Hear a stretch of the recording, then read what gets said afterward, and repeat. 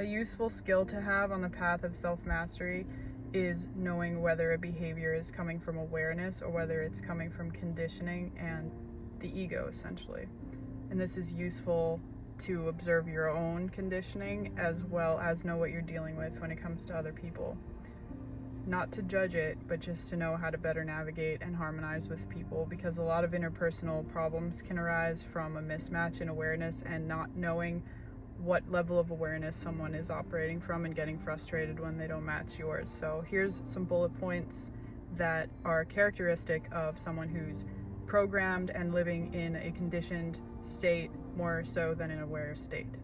So when someone is operating from a programmed state, they're more reactive. They react automatically rather than choosing their responses. They feel personally attacked by ideas, feedback, or differences.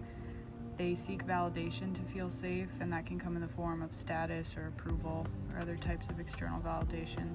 They defend their beliefs instead of examining them. They confuse their thoughts and emotions with reality. They need to be right to feel secure. Lives inside narratives that are inherited, such as culture, trauma, family. Avoids uncertainty. Repeats the same emotional patterns in different situations. So doesn't adapt to new situations. It might be an inappropriate situation to do the same thing and they still do it. Blames circumstances or people for inner states. Identifies as their story, like saying things like, "This is just how I am." Controlled by their impulses, desires, and fears, and treats disagreement as a threat, and resists change even when change would help. And this side is basically the opposite of all these behaviors, and these are characteristic of someone who is acting from a place of awareness or higher consciousness as opposed to these programmed states. So for example, instead of being reactive, they will respond intentionally. They can hold ideas without feeling threatened by them. They feel okay without external validation. They question their own beliefs.